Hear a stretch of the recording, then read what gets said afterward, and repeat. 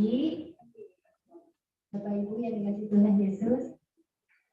Selamat pagi Bapak Ibu. Selamat pagi. Puji Tuhan. Senang sekali loh. Gak nyangka kita bisa begitu banyak ketemu teman-teman yang bisa hadir di tempat ini.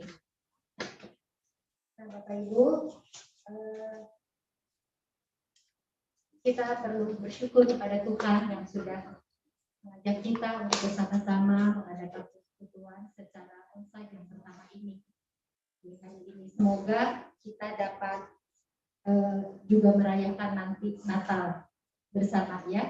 Bapak Ibu juga saya himbau, pandemi kita masih berlanjut, masih cukup panjang. Menurut berita-berita terakhir akan terus meningkat. Nah, untuk itu saya mohon kerjasama dari Bapak Ibu dan kami semua sudah mempersiapkan ruangan ini didesinfektan sebelum Bapak Ibu datang juga ukur suhu, terus hand sanitizer tadi cuci tangan bersama ya. Kita semoga kita terus bisa menjaga protokol kesehatan ini. Juga saya sangat mengharapkan Bapak Ibu semua jangan ada yang membuka masker. Walaupun nanti setelah ibadah selesai akan dibagikan konsumsi, tetap dihimbau untuk makan di rumah saja. Jadi dibawa pulang gitu ya Bapak Ibu, setuju ya? Ya, setuju. Nah, Bapak Ibu, dengan adanya pandemi ini kita harus tetap punya semangat. Tetap semangat mengikuti persekutuan-persekutuan. Contohnya persekutuan lansia, walaupun tidak diadakan secara onsite, tapi kita ada secara online itu. Siapa di sini yang ikut persekutuan lansia secara online? Cuma dua. Jadi yang lain Bapak Ibu kita harus ikut terus. Kita harus bersekutu dengan Tuhan. Selain persekutuan lansia, juga ada PA wilayah secara online. Kita contoh dari Ibu Yohana ya, Bu Yohana ya, ikut PAW, ikut persekutuan lansia. Banyak sekali kegiatan yang bisa kita lakukan di rumah, walaupun cuma di rumah. Ya, saya himbau Bapak Ibu semuanya untuk tetap semangat dan bersukacita. Saya akan memberikan gaya kalau saya bilang semangat, Bapak Ibu akan menjawab sukacita. Bisa? Ya, sukacitanya harus benar-benar bersukacita, tersenyum. Ya kan bisa. Walaupun pakai masker tapi kelihatan nggak? Bapak Ibu kelihatan nggak walaupun pakai masker kita kelihatan nggak waktu tersenyum atau tidak tersenyum? Pasti kelihatan kan? Jadi kalau saya bilang semangat, sukacita. Sukacita enggak? Enggak kan? Tapi kalau semangat, sukacita. Kelihatan nggak saya senyum? Kelihatan ya? Oke, 1, 2, 3. Semangat, sukacita. Puji Tuhan. Saya serahkan pada Bu Sutris.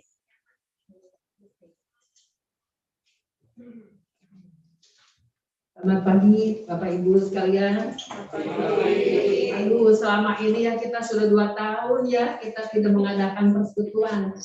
Ada rasa rindu di hati saya untuk bertemu saudara-saudara. Saudara-saudara merasa rindu nggak sama saya? Rindu ya, kangen. Biasanya kita sebulan 2 kali kita bersekutu. Ya.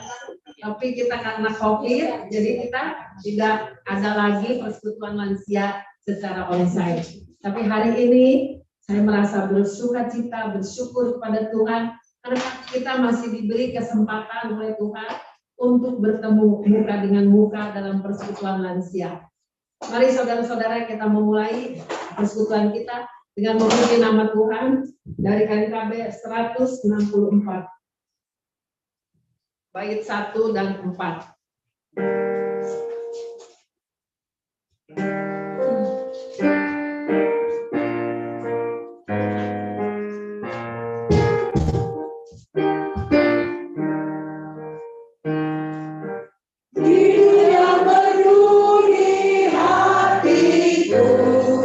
Yesus membisikkannya, jangan takut bersama.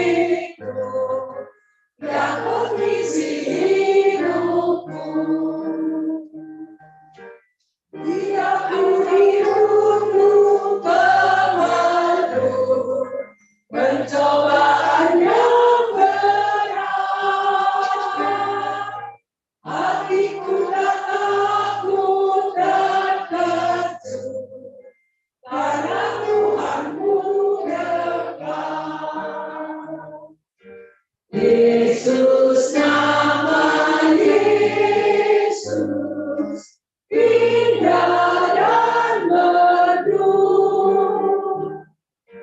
memberikan fitur yang mengisi hidupku.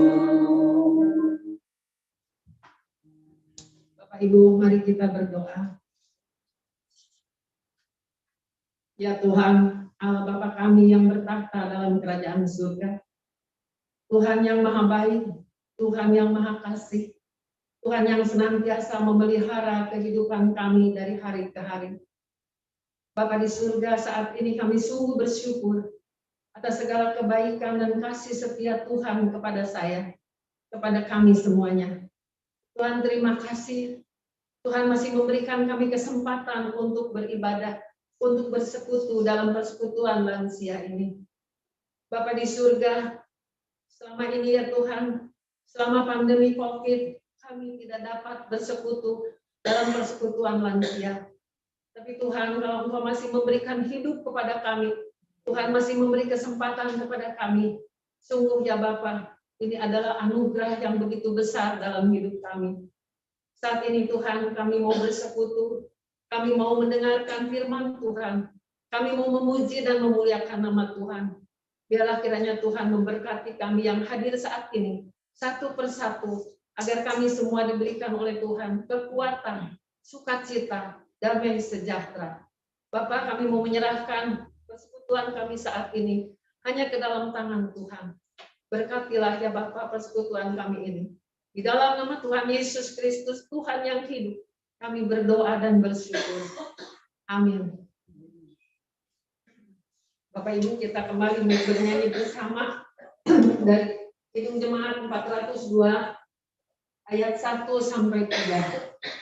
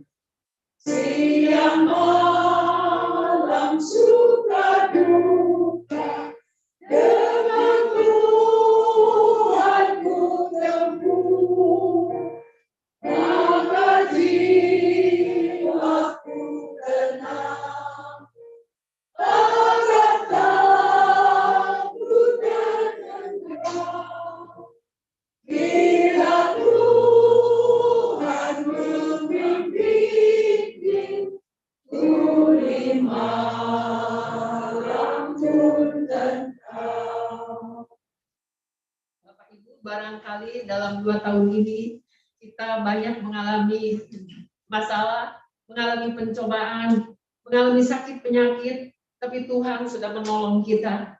Maka dari itu saya memberi kesaksian untuk saudara yang akan bersaksi. Silakan saudara yang akan bersaksi. Ada yang mau bersaksi? Masa selama 2 tahun ini saudara-saudara nggak ada pengalaman yang benar-benar bersama dengan Tuhan menjalani hidup? Silakan yang mau bersaksi. Ibu Messi, silakan.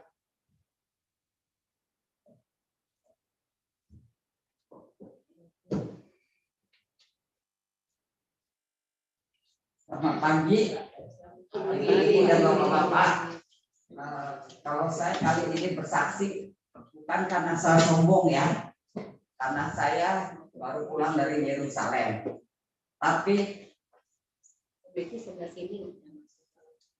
saya di Yerusalem itu saya menerima mujizat. Saya kan pergi ke Yerusalem waktu bulan September. Tapi di samping mujizat itu juga ya saya dapat musibah juga. Saya berangkat dengan 82 orang ya. Dan saya juga karena saya pergi saya free semua. Karena dibayarin sama pendetanya. Pendetanya itu adalah sepupu saya.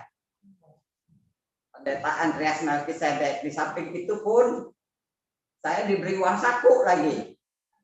Dalam perjalanan saya disiapkan kursi roda oleh Yulia.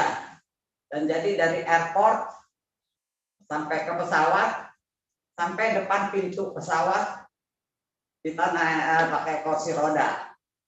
Dan sampai di Doha juga sudah disediakan kursi roda, sampai di Aman pun sudah disediakan kursi roda. Malah ini tour leadernya, pas kita sampai di Aman, Ibu Meti jangan jalan. Ibu Meti sudah disediakan kursi roda. Itu yang tidak benar-benar tidak disangka sama saya bahwa saya disediakan kursi roda. Memang perjalanan sih jauh. Dari satu tempat ke tempat yang lain itu jauh. Dan ini ada yang saya merasakan adalah mujizat Tuhan. Di mana kami waktu mau pergi ke Taman Getsemani, jalannya nanjak. Saya juga, anak saya dan mantu saya dorong saya pakai kursi roda. Pada saat itu, lewat mobil, saya asal ngoceh aja nih ya. Nggak berhenti, saya gituin. Puji Tuhan, dia berhenti. Padahal kan antara saya dengan dia nggak bisa komunikasi karena dia nggak ngerti bahasa saya. Saya cuma ngomong aja, nggak berhenti, saya bilang gituin. Sebelumnya juga pendetanya bilang kalau di Yerusalem itu kita jangan ngomong yang bukan-bukan. Tapi saya sih ngomong bukan yang bukan-bukan. Cuman saya bilang kok nggak berhenti. Puji Tuhan, dia berhenti.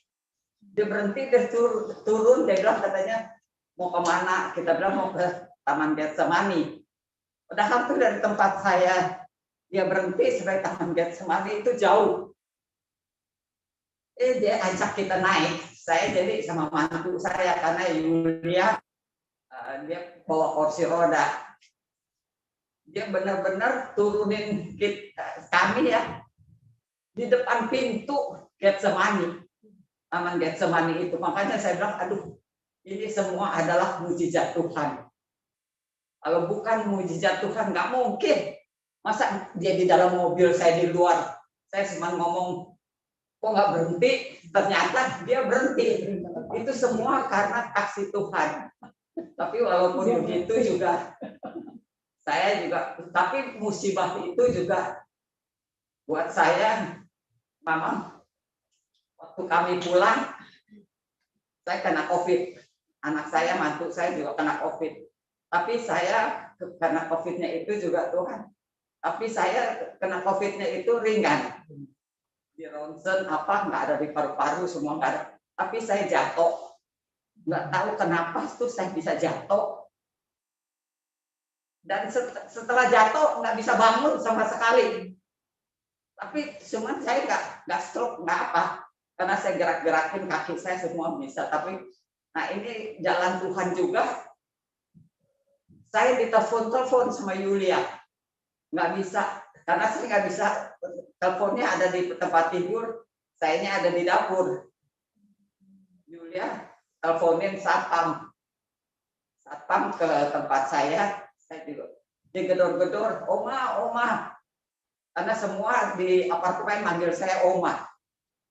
Jadi saya bilang saya nggak bisa bangun, saya jatuh, saya bilang gitu.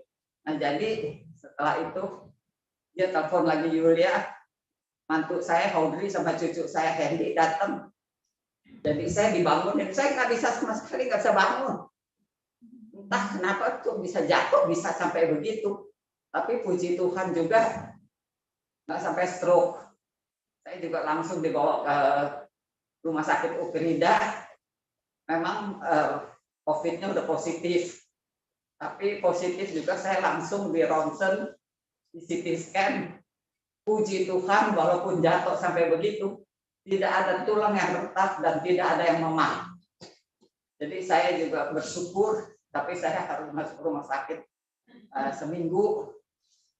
Walaupun dengan penderitaan karena sendiri kan ya di rumah sakit, biarpun apapun juga makannya nggak ada yang enak. Saya kalau dia bilang susternya datang, oma makan, aduh, udah mau muntah. Tapi semuanya itu ya kita harus jalani. Dan 7 hari juga saya sama sekali nggak boleh turun. Entah kenapa tuh dokter Ukrida. Nah, saya nggak ada yang sakit di badan, nggak boleh turun sampai pas hari itu pulang saya baru turun. Saya juga melayang. Kalau nggak dipegangin juga saya bisa jatuh lagi. Ya habis nggak bisa nggak turun 7 hari, bayangin aja. Dan sampai itu pun semua tanpa saya surat rujukan dari puskesmas, saya free semua. Saya tidak bayar sama sekali, padahal CT scan, ronsen, semua nggak bayar. Di situ ya, walaupun sakit, walaupun ada apa, tapi mujizat Tuhan selalu terjadi. Kapanpun mujizat Tuhan, makanya Tuhan bilang, kapanpun selalu ada mujizat. Dahulu, sekarang, dan untuk selama-lamanya. Terima kasih.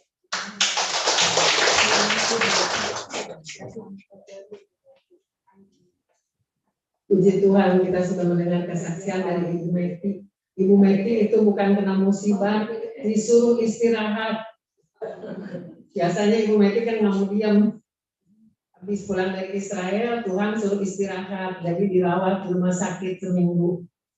Puji Tuhan, Tuhan kita maha baik.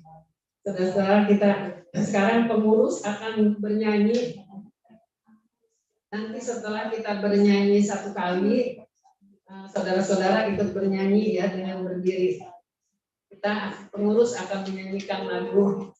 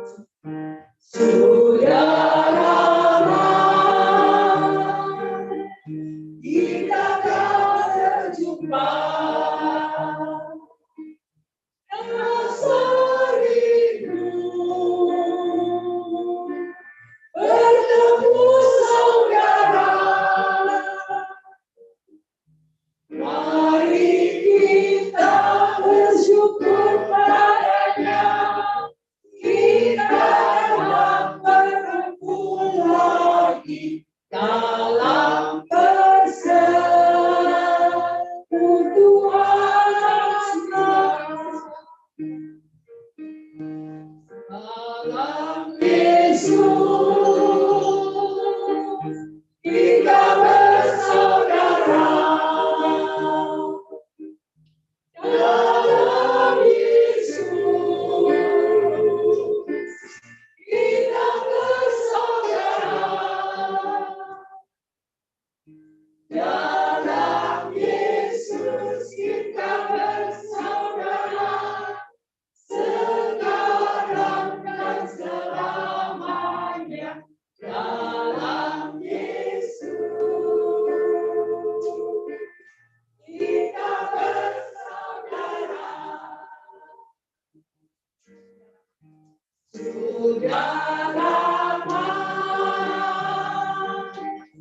kita tak berjumpa. Rasa rindu bertemu saudara.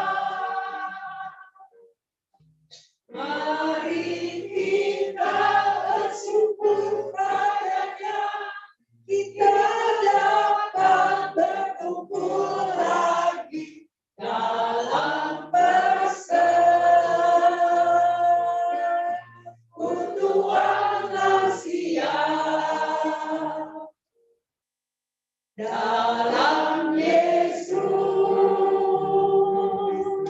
kita bersaudara. Dalam Yesus kita bersaudara. Dalam Yesus kita bersaudara. Sekarang dan selamanya. Dalam Yesus kita bersaudara.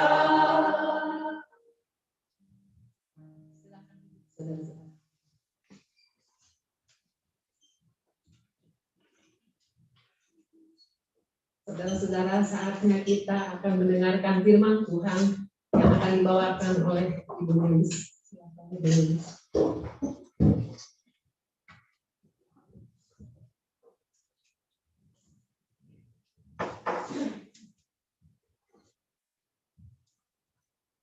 Mari kita bersama-sama berdoa.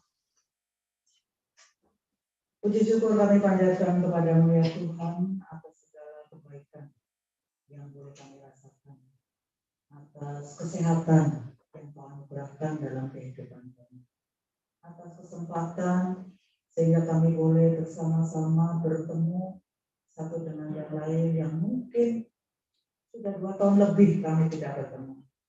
Ini semua adalah anugerah dan berkat yang Tuhan berikan di dalam kehidupan kami. Tuhan, di tengah-tengah persekutuan ini kami juga ingin bersama-sama mendengarkan firman-Mu, dan biarlah firman ini boleh menguatkan kami, boleh menolong kami, boleh menjadikan kami mengerti dan memahami tentang arti hidup yang Tuhan masih anugerahkan di dalam kehidupan kami. Oleh sebab itu Tuhan, berfirmanlah kepada kami siap untuk mendengarkannya. Di dalam nama Tuhan Yesus. Amin. Apa kabar Bapak Ibu? Kita udah ketemu 2 tahun lebih ya. Lihat saya sekarang tambah gemuk 10 kilo nambah. Sampai saya nggak punya baju saya bawa itu nggak bisa loh, bisa tadi. Jadi saya malu, udahlah saya pakai celana panjang aja yang melar juga. Ini baju juga udah dua ukuran di atas. Ya kan ngajar ya, jadi masih pakai baju ini. Jadi saya beli berapa itu yang murah-murah meriah lah, pokoknya yang lebih longgar-longgar. Ya, karena ini kemana-mana udah bawa pelampung. Pelampungnya udah ada. Nah, selama 2 tahun, ya, kalau Bu Meti tadi ya ada suka ada duka, saya juga begitu. Selama 2 tahun lebih, saya kenapa sampai tambah gemuk? Karena mungkin karena ngajar di rumah ya. Ngajar di rumah itu duduk nggak tinggi gitu ya. Jadi habis makan duduk, perutnya jadi itu, nggak sadar itu. Terus ngajar juga bisa.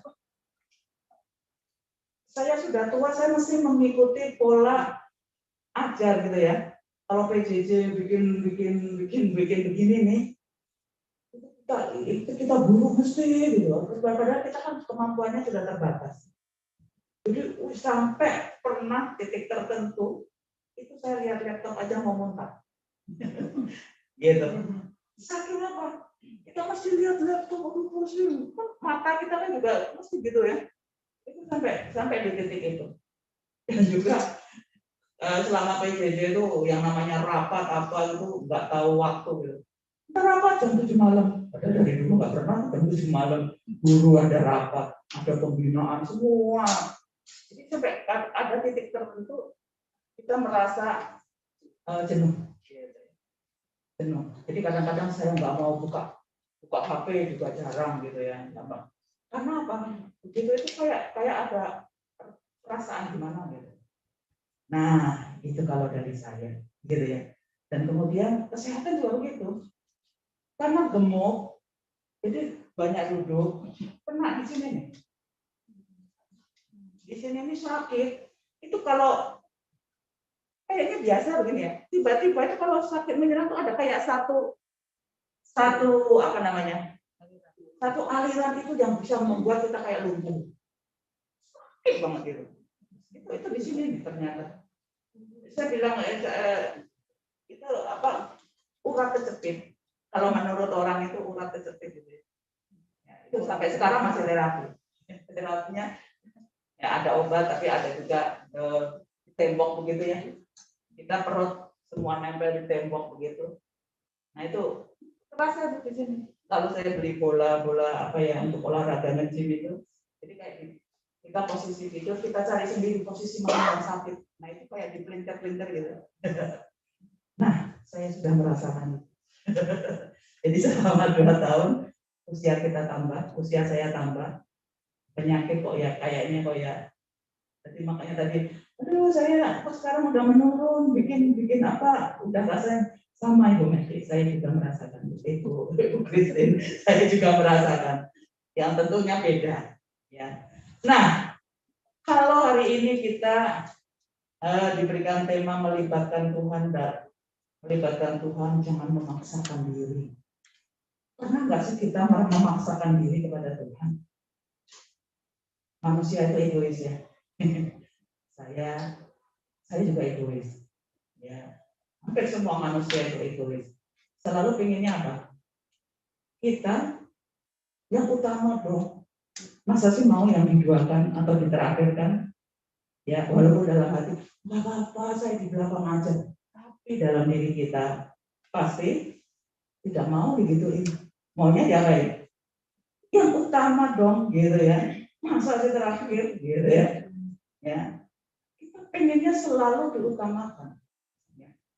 Karena kita itu adalah makhluk atau orang yang selalu menjadi nomor 1.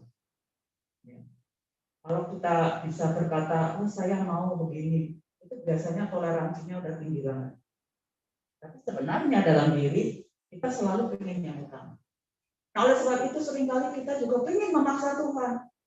Kita pengen ngatur Tuhan kan. Tuhan aku maunya gini dong, jangan gitu ya. Aku maunya begini. Kalau nggak begini, banyak orang kemudian marah kepada Tuhan. Ya, kenapa dia marah kepada Tuhan? Karena dia apa yang dia pinginkan tidak sesuai dengan kehendak Tuhan. Ya. Nah, oleh sebab itu di dalam hidup kita semua yang kita inginkan itu nggak jalan mulus. Saya pengennya begini, ternyata nggak bisa begitu, gitu kan? Saya punya perencanaan, rencananya nggak. Orang kan punya rencana ya. Saya punya rencana itu nanti kalau saya pensiun, ya saya begini, saya begitu. Tapi kadang-kadang belum nyampe pensiun aja kok rencananya udah beda, gitu ya. Tuhan maunya apa sih? Ya kan? Nah, kita juga kadang-kadang begitu. Saya pinginnya ini, ya, saya punya kehidupan yang lebih baik. Ya. Saya pingin anak saya itu misalnya punya pekerjaan yang lebih gimana, gitu ya. Tapi kok ternyata nggak seperti itu, misalnya. Ya. Kok ternyata anak saya tidak seperti yang saya harapkan. Kok ternyata anak saya menyimpang. Nah, itu rencana yang seringkali terjadi di dalam kehidupan kita. Nggak semua rencana itu sesuai dengan kehendak Tuhan. Nah, oleh sebab itu kita mau belajar dari seorang tokoh yang bernama Yusuf. Yusuf itu luar biasa. Kalau kita lihat kehidupan Yusuf, kalau kita lihat dari awal kehidupan Yusuf itu kan anak yang luar biasa kan ya. Dari 13 satu itu kalau artinya ada satu ya. Jadi 13 saudara, dia itu adalah anak yang lumayan dibanggakan oleh keluarganya. Kebanggaan dari keluarganya ya. Anak-anak yang lainnya tuh suka nakal-nakal gitu ya. Kakak-kakaknya nakal, Yusuf ini manis. Bahkan seringkali menjadi orang yang sering mengadukan gitu. Bapak, si ini tadi begini loh, si ini begitu loh gitu ya. Maksudnya saudara-saudaranya nggak suka ini. Suka maju gitu ya. Tapi kita lihat Yusuf itu jalannya baik terus. Ketika dia dijual oleh saudara-saudaranya dan berada di rumah Potifar, apakah berbeda? Enggak. Di rumah Potifar dia tetap berjalan lurus. Ya. Dia menjadi kesayangan banyak orang. Bahkan termasuk istri Potifar. Istri Potifar dia sayang. Ya. Saya suka membayangkan kayak Sambo itu yang sekarang. Iya kan ya? Ya, kayak Sambo gitu ya. Semua gitu ya. Yusuf belum gitu. Semua diserahkan kepada Yusuf. Karena pekerjaan Yusuf itu bagus. Ya, pekerjaannya Yusuf itu bagus. Semua. Sampai dikatakan tidak ada pekerjaan yang diberikan kepada apa yang dikerjakan Yusuf itu yang tidak berhasil, itu tidak ada. Semua bagus. Sehingga Potifar baik sama dia, bahkan istrinya juga sangat baik. Tapi motivasinya lain. Ya. Karena Yusuf itu masih muda, belia, ganteng, baik. Pokoknya kalau dinilai itu secara fisik 100 lah. Ya. Pengetahuannya juga 100 gitu ya. Kemampuannya wah pokoknya sempurna itu. Kalau sekarang ada kayak Yusuf itu dijadikan mantu itu luar biasa ya. Udah ganteng, pinter gitu ya. Baik, lurus gitu ya. Semua wah itu saya juga mau punya mantu kayak begitu gitu ya. Nah itu Yusuf. Sampai ketika dia mendapatkan kesempatan dari istrinya Potifar, ya. Kalau seandainya dia mau main serong sama istrinya Potifar, gitu ya, Yusuf pasti akan hidupnya lebih enak. Nggak akan dia masuk ke penjara, ya kan? Kalau dia mau, tapi apa yang dikatakan Yusuf? Dia menyadarkan kepada istri Potifar.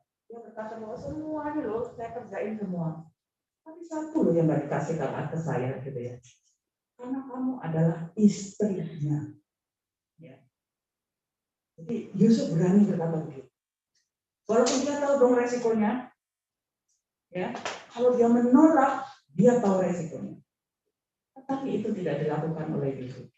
Dia bilang, semua diberikan. Semua saya bisa kerjain. Tapi satu yang tidak diberikan, yaitu kamu. Karena kamu adalah istrinya. Ya. Jadi itu yang tidak boleh dilakukan oleh Yusuf. Dan Yusuf itu pegang teguh. Sampai akhirnya dia di penjara. Apa-apa, di penjara juga oke gitu ya. Ya. Tapi saya nggak ngerti perasaan Yusuf. Orang di penjara itu pasti tidak menyenangkan. Tapi ketika di penjara, apa yang dilakukan di penjara? Apakah dia sedih karena aduh nasibku kok sekarang jadi begini gitu ya? Enggak. Di penjara itu yang dilakukan adalah dia tetap menjadi seorang tahanan yang baik. Menjadi seorang tahanan yang baik. Jadi walaupun dia ditahan, dia tetap menjadi orang baik. Wah itu kan luar biasa ya. Sampai apa?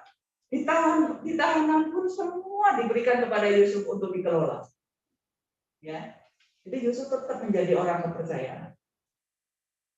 Nah, itulah yang kita bisa pelajari dari Yusuf. Ketika dia menjadi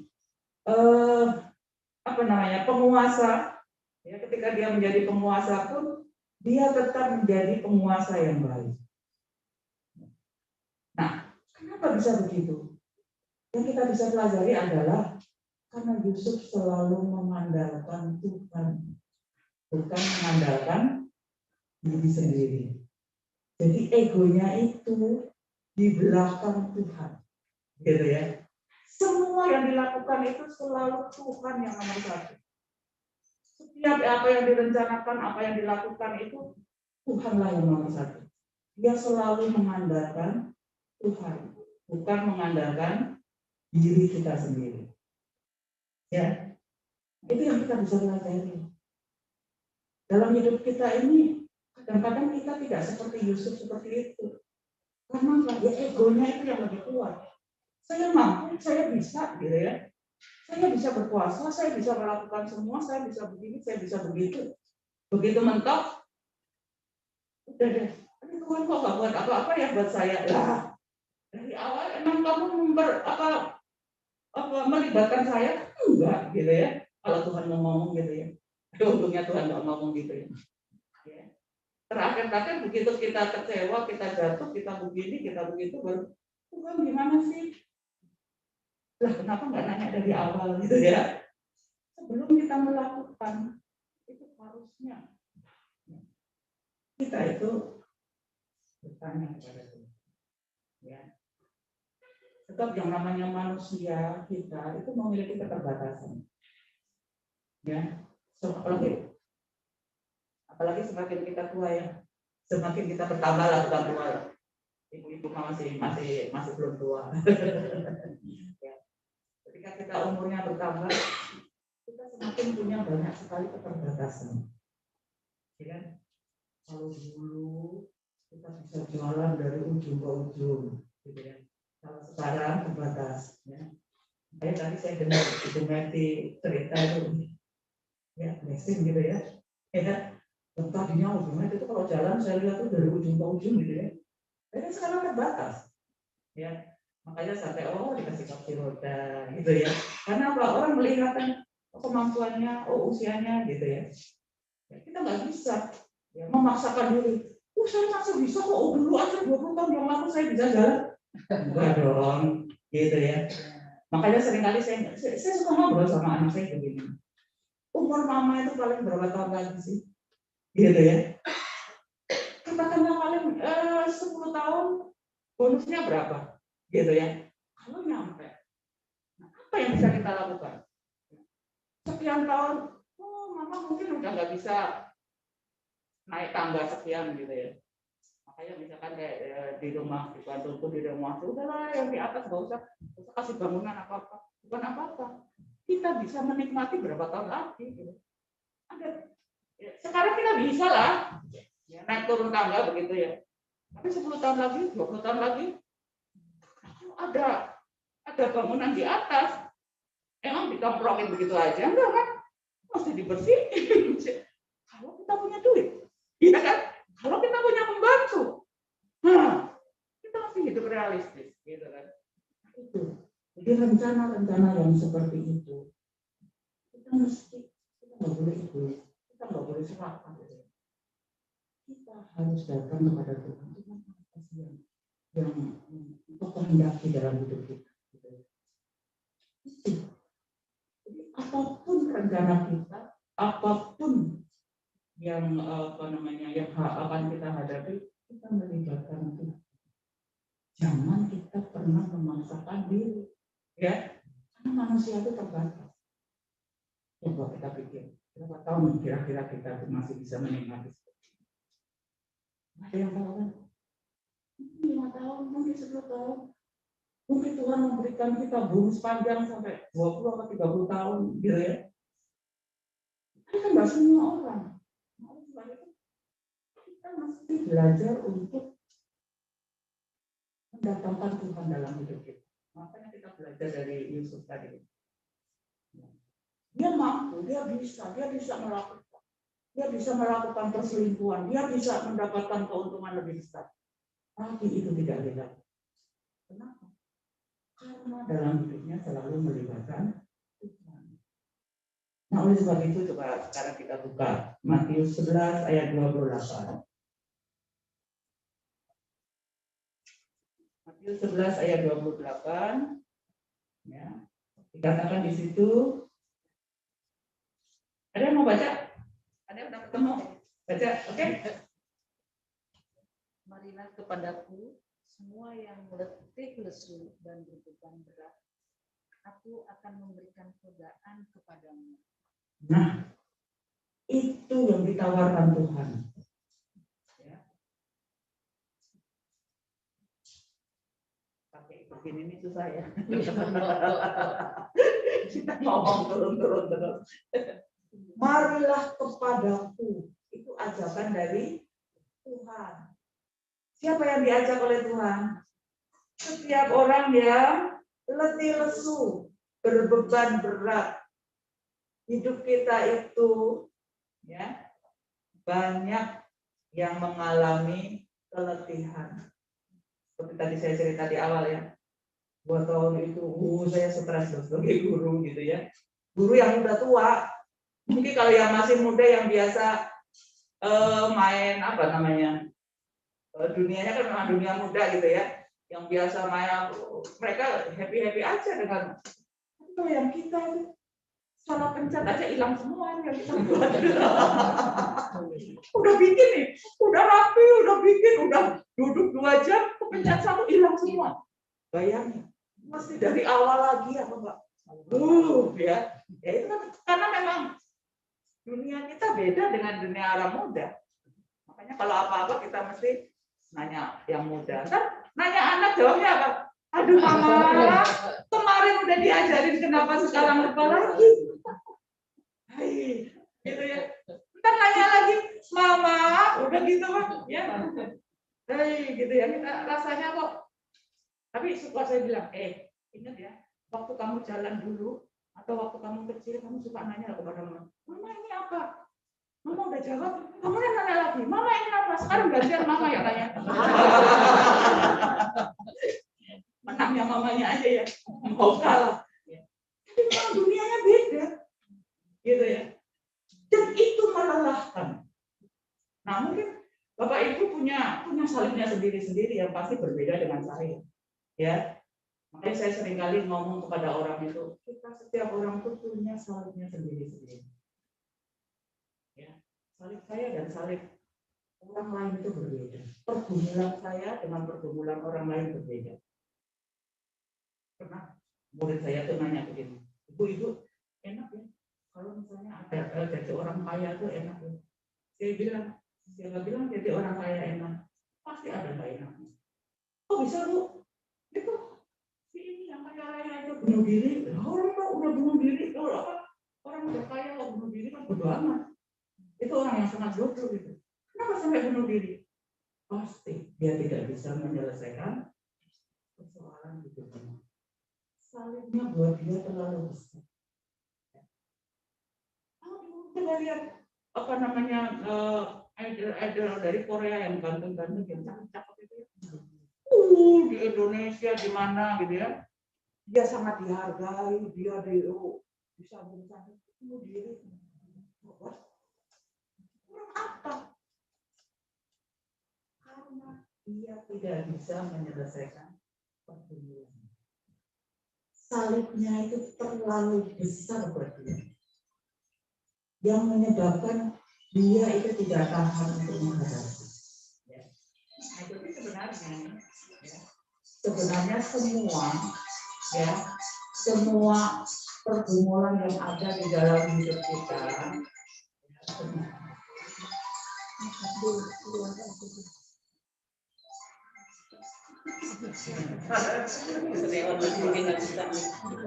Oke, nggak apa-apa. Nah itu yang saya hadapi juga begitu. Dunia saya mungkin ada dunia yang lebih itu lagi gitu ya. Nah, nggak apa-apa. Jadi nggak apa-apa. Nah, jadi itu ya. Setiap orang itu punya pergumulan sendiri-sendiri. Dulu waktu anak saya masih kecil, saya suka ngomong gini, ya anak ini gede gitu. Rasanya kalau gede itu kayaknya enak deh. Begitu gede, persoalannya lebih gede loh. Ya, persoalannya lebih gede, lebih rumit. Aduh, cepet dong. Ini udah kerja. Begitu kerja, persoalannya lebih beda lagi. Aduh, kapan dia selesai ya? Sampai selesai nanti kalau kita sudah tidak bisa apa-apa. Artinya udah dipanggil Tuhan, udah selesai. Ya, tapi selama belum selesai, selama masih itu pasti ya, pergumulan itu tetap ada. Ya. Nah, oleh sebab itu dikatakan marilah kepadaku yang letih lesu. Jadi kalau kita udah nggak tahan, kita udah merasa capek, kita udah merasa lelah, gitu ya, kita masih punya Tuhan di dalam kehidupan kita. Ya, jadi jangan sampai kita kemudian hancur lebur gitu ya. Aduh, aku udah nggak ya. Masih ada Tuhan yang menawarkan kita kelegaan. Asal apa? Asal kita juga mau membuka diri kepada Tuhan. Jangan keras kepala, jangan kita mau mengatur Tuhan. Tuhan, aku maunya begini. Oh enggak, kamu udah tua, nggak boleh begitu. Gitu kan ya artinya. Kamu udah nggak mampu untuk begini. Ya, itu maunya Tuhan begitu. Jadi ikuti, ya, arahan Tuhan, ikuti kehendak Tuhan, bukan kehendak kita. Kalau kita mau kehendak sendiri, repot, nggak bisa. Ya, nanti kita frustrasi sendiri. Aku maunya begini loh Tuhan. Kok Tuhan maunya begitu sih? Ya. Nah itu. Oleh sebab itu dikatakan, marilah kepadaku yang letih, lesu, berbeban berat. Aku akan memberikan kebahagiaan. Itu kuncinya. Jadi kalau ibu, bapak, ibu merasa udah nggak sanggup, udah lelah, udah capek, ingat itu. Tuhan pasti akan memberikan kita kelebihan, memberikan kita jalan keluar yang kadang-kadang tidak seperti yang kadang-kadang kita kaget gitu. Wow, ternyata begini ya. Ya Tuhan itu memberikan jalan gitu ya. Kadang-kadang kita sendiri tidak memahami gitu. Bahwa Tuhan itu ternyata kasihnya begitu besar kepada kita. Amin, Bapak Ibu. Amin. Kiranya Tuhan memberkati. Mari kita berdoa. Terima kasih ya Tuhan, bahwa hari ini Engkau memberikan kepada kami kekuatan, supaya kami diberikan kesempatan untuk melihat betapa Tuhan itu mengasihi kami. Yang kadang-kadang kita tidak paham, yang kadang-kadang kita tidak mengerti, tetapi Tuhan memberikan kekuatan, penyertaan, perlindungan ketika kami lelah, ketika kami tidak mampu, ketika kami tidak percaya. Oleh sebab itu Tuhan, ajarkanlah kepada kami untuk rendah hati kepada Tuhan. Tidak memaksakan kehendak, tidak memaksakan bahwa Tuhan harus melakukan seperti apa yang saya kehendaki. Tetapi ajarkanlah kepada kami untuk pasrah bahwa kehendak Tuhanlah yang terbaik, yang mungkin kita tidak mengerti dan tidak pahami, tetapi Tuhan memberikan yang terbaik dalam hidup kami. Terima kasih ya Bapa, kami serahkan seluruh doa kami ke dalam tangan-Mu di dalam nama Tuhan.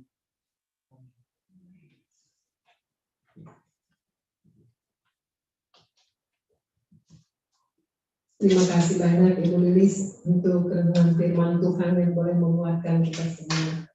Tuhan memberkati pelayanan Ibu Lilis juga di dalam keluarga. Bapak Ibu, mari kita bernyanyi bersama dari Kidung Jemaat 364.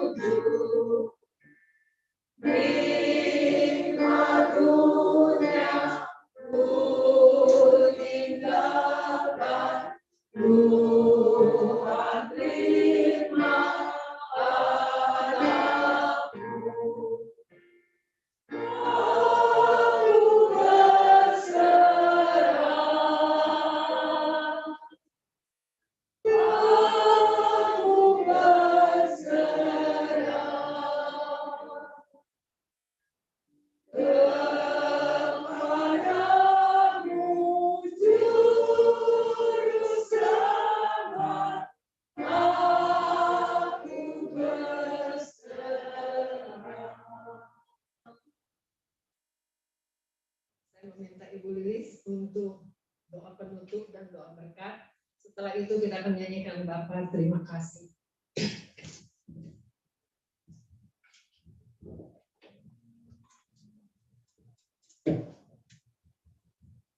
Mari kita berdoa. Puji syukur kami panjatkan kepada-Mu ya Tuhan. Kalau kami boleh bersama-sama mengikuti kebaktian pada pagi hari ini, kami boleh bersekutu bersama dengan teman-teman kami. Ini adalah anugerah yang Tuhan berikan. Kiranya Tuhan akan senantiasa memberkati kesehatan dan kekuatan bagi kami semua.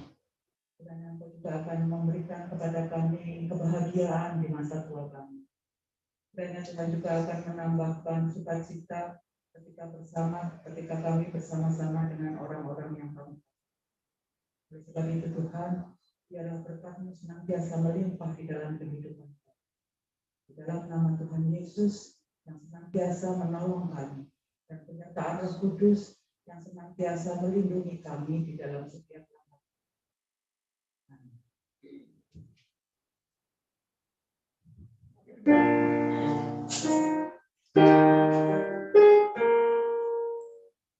Bapa terima kasih.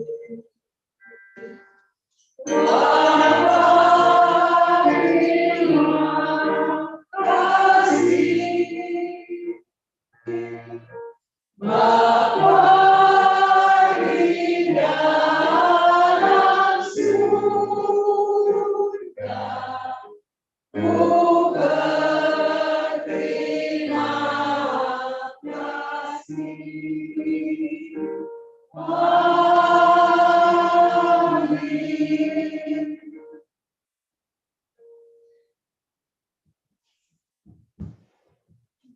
Saudara-saudara, persekutuan kita sudah selesai. Dan saudara-saudara, kita akan bertemu lagi pada tanggal 10 Desember. Kita akan merayakan Natal Komisi Lansia. Saya berharap saudara-saudara senantiasa dalam keadaan sehat.